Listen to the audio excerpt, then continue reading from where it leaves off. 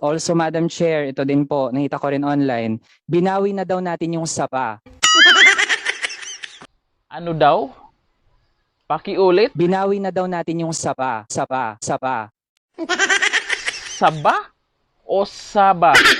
Nako, eto, pinagtatawanan po ng mga mahilig ding pumuna kasi itong si Raul Manuel ay mahilig pumuna po ito sa administrasyon ngayon.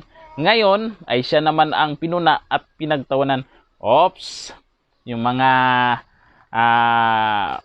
nagmamaliit masyado dyan kay Raul Manuel.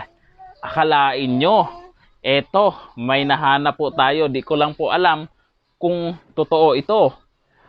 Manuel is UP Visayas first summa cum laude. Tapos saba.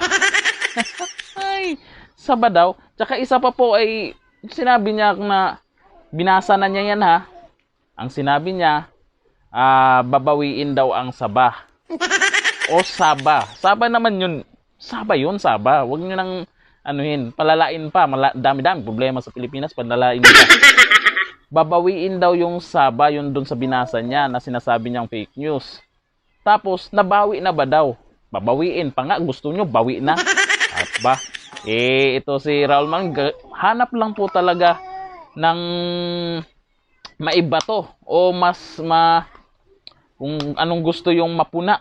Kahit yung mga fake news, pinapatulan na niya.